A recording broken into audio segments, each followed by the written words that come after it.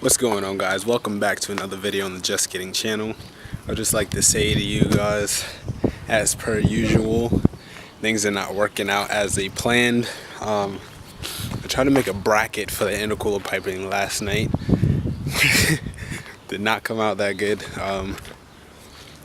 But yeah, so yesterday I was working on the car and nothing came out how I was thinking it was gonna come out. But I'll just show you where I got and show you what's been going on.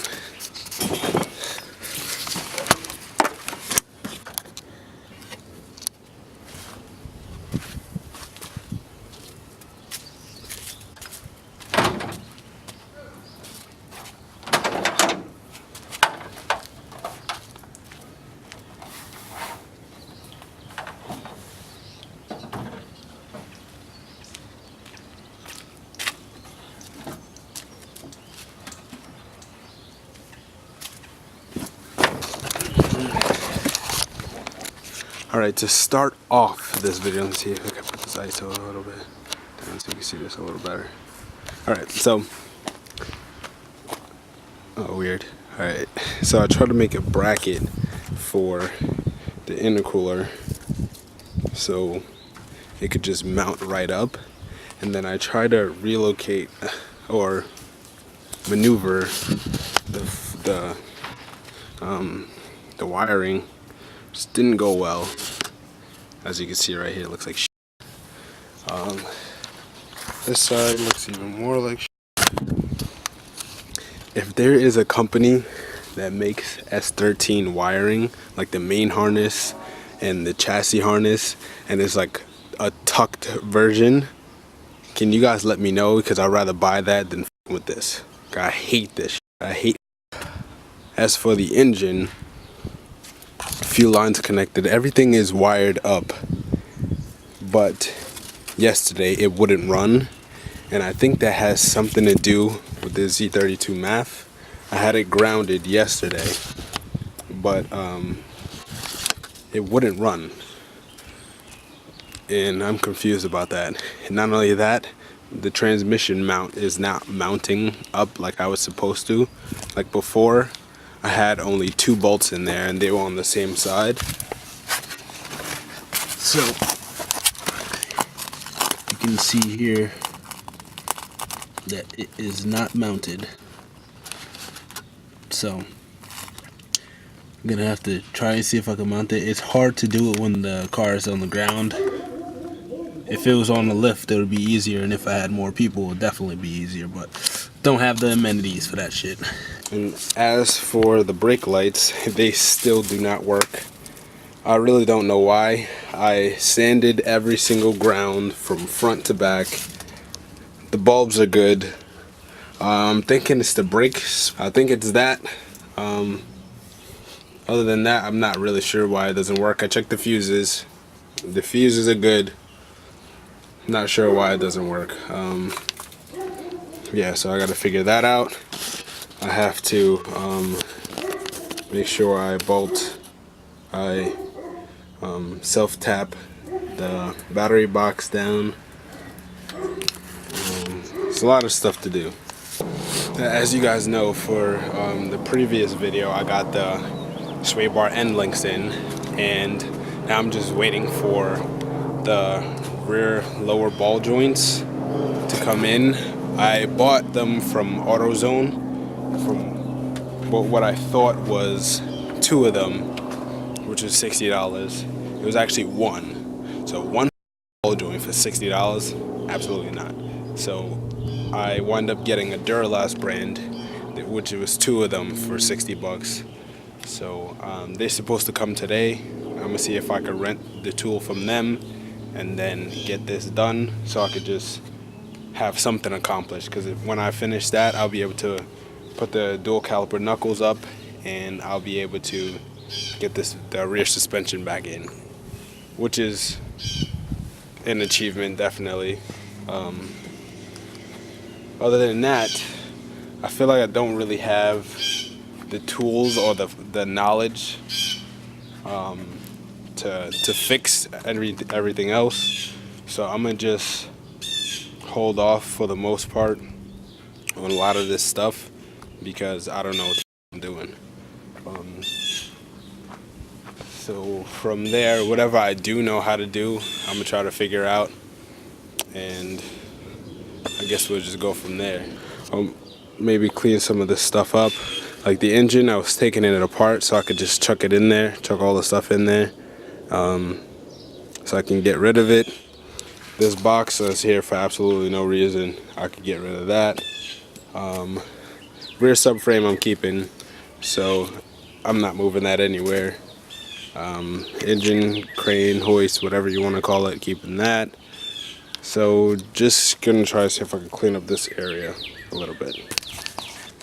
Alright guys, so I don't know if I mentioned this to you before, but the transmission cross member wasn't exactly mounting up perfectly.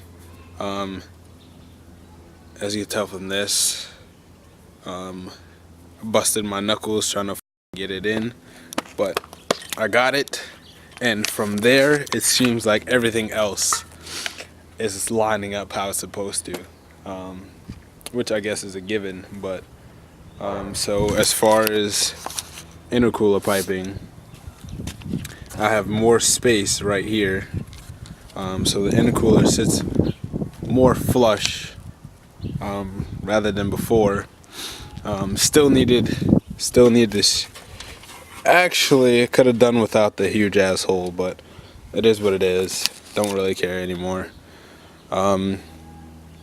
So yeah, so it seems like everything is lining up. I'm gonna I tried to start it before, wasn't starting.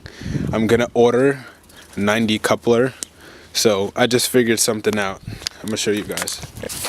So this is intake tubing, right?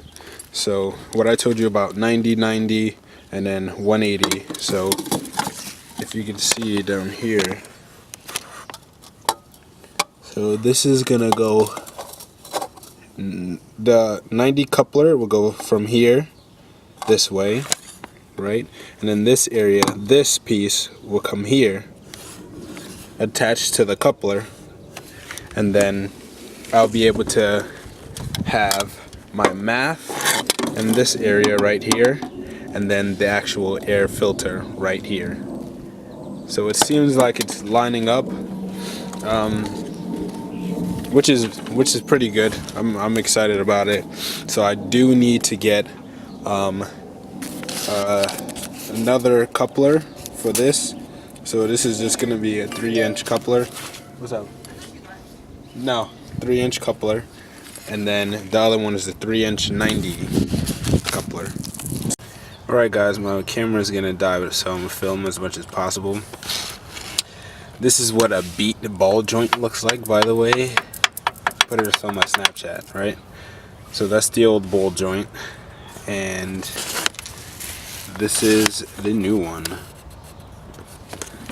It does not move like you've seen that one. Obviously it's not attached to anything, but even then, like, I'm trying to push this and it's not moving. So it's obviously way better than what that is supposed to be. But so I'm gonna try. I bought this ball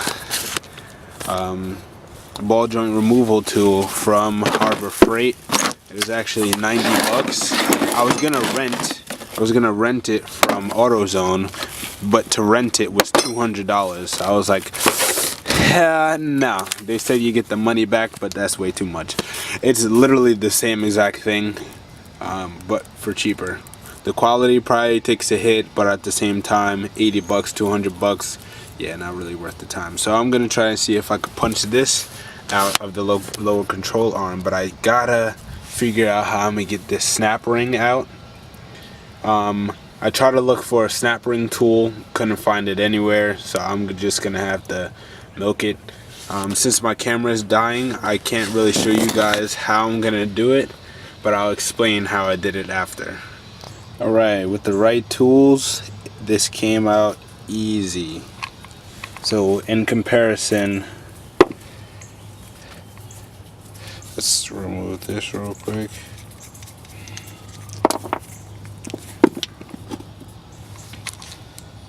These are the ball joints. Left is the old and busted, right is the new hotness. Feel me? So, as you can tell, it moves on its own. This one, I can't even move it, which means it's doing its job. Now let's get this in. You guys are probably seeing this car in a different light, I guess. No, it is not completely finished. I was just mocking up the front end. I really shouldn't have been doing that because I haven't figured out why it hasn't started, but I guess I could because everything else is really hooked up besides the radiator. Besides that, yeah, so I was trying to do rear suspension as well, so the ball joints give me a hard time, and with the knuckles, the nut that does that's for the drum assembly is where the ball joint is supposed to bolt up. So let me see if I can show you. Oh, I didn't even see that snake. Alright, so right here is where the ball joint comes through, right? But I feel like I should have assembled the drum assembly on the car because this nut right here blocks the ball joint from being able to be tightened. So I gotta remove this. I gotta remove this on there too. I didn't need, like, there's no space on the other side of this car, so I can't remove this ball joint. It's proven very difficult, and everything is dirt, so I can't just like get it on a jack and then push it over. So I might have to assemble it with the old ball joint and then move it over and then take it apart again. But that's the dilemma so far. What else? I started putting the interior back in. Oh shit. Let me take that off. So I started putting some of the interior back in. As you can see, door cards. That gray piece I ripped off on this side because as you tell, like, it's pretty dirty, but the other one was just coming off completely. I got my dash in here from my 240, my first one. This passenger seat that came with this car, I had to cut part of the center console so the hydro would fit. I mean, it's not that bad. Yeah, so it's coming along, yo. It's coming along. Alright, so this is the last coupler that we needed. This is a 3-inch 90-degree coupler. I'm going to show you exactly where I'm going to put it.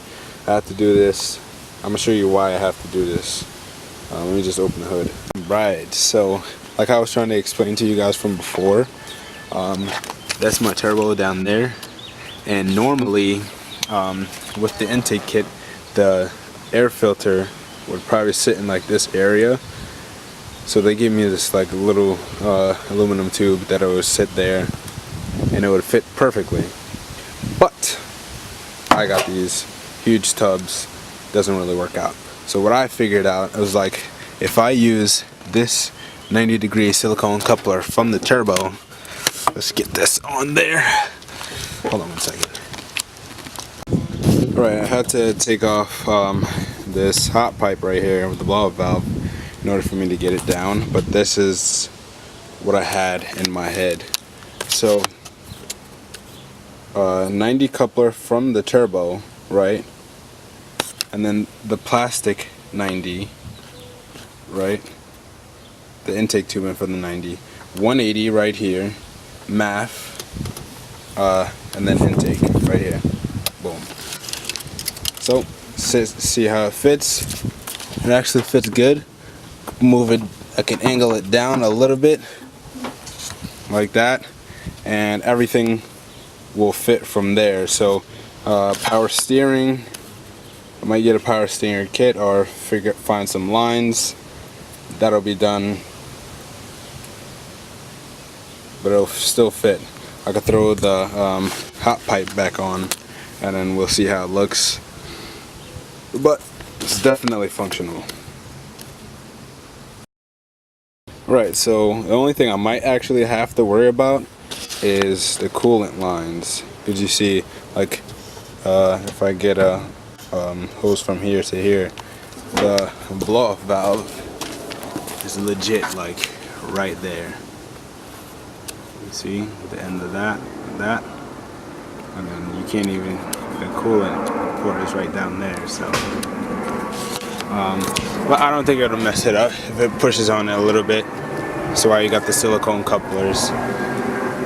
Just as long as it doesn't leak, it doesn't really matter. I'm sorry, this video is like very scattered.